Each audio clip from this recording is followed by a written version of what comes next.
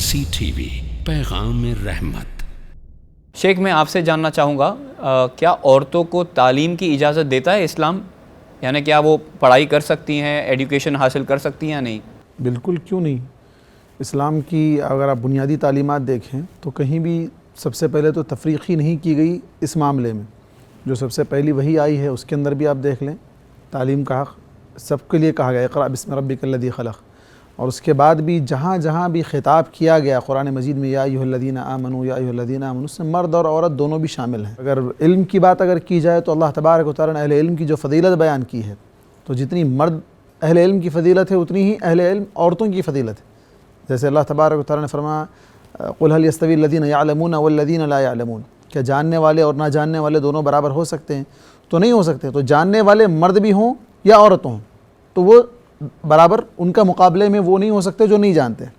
یہ تو ایک بات رہی۔ اگر حکم کی بات اگر آپ دیکھیں تو اللہ کے نبی صلی اللہ علیہ وسلم نے خود حکم دیا طلب العلم فریضۃ علی کل مسلم، کہ عورت پر بھی اسلام میں علم کے حاصل کرنے کو فرض قرار دیا گیا ہے۔ اور اسی سلسلے میں اگر آپ دیکھیں گے تو کئی صحابیات، بلکہ سب سے پہلے امہات المومنین کا نام ہمارے سامنے ہے جو علم دین حاصل کرنے میں آگے آگے پیش تھیں۔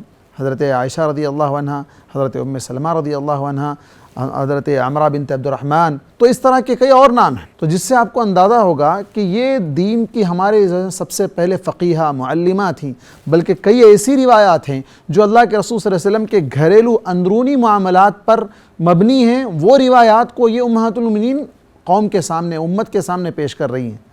تو یہ اہل علم تھیں جن سے بلکہ خود اللہ تبارک و تعالیٰ نے علمی مسئلے میں اگر ان سے سوال کرنا ہے تو آپ دیکھیں مقام کتنا بڑا بیان کیا، فَاسْأَلُوهُنَّ مِنْ وَرَاءِ حجاب۔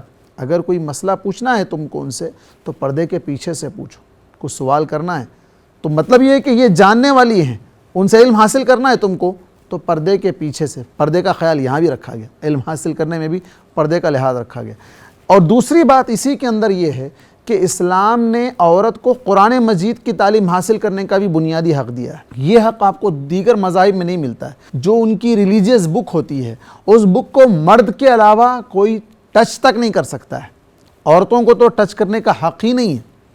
جبکہ یہاں پر اللہ تبارک و تعالیٰ نے عورتوں کو ان کے مخصوص ایام کے علاوہ جب وہ پاک ہوتی ہیں تو انہیں حق دیا ہے، باوضو وہ قرآن مجید کو چھو سکتی ہیں، پڑھ سکتی ہیں، بلکہ اس کو یاد بھی کر سکتی ہیں۔ اور دنیا کی کوئی ایسی کتاب نہیں ہے جس کو یاد کیا جاتا ہو سوائے قرآن مجید کے۔ قرآن مجید کو جہاں مرد حفاظ یاد کرتے ہیں وہیں خواتین بھی کئی ایسی حافظات ہیں۔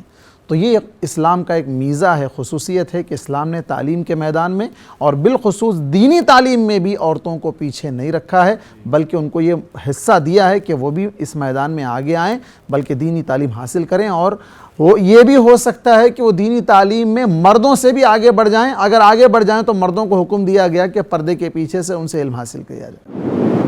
مرسی ٹی وی کے مزید ویڈیوز کے لیے ہمارے چینل کو سبسکرائب کریں اور بیل آئیکن کو کلک کرنا نہ بھولیں۔ جزاک اللہ خیر۔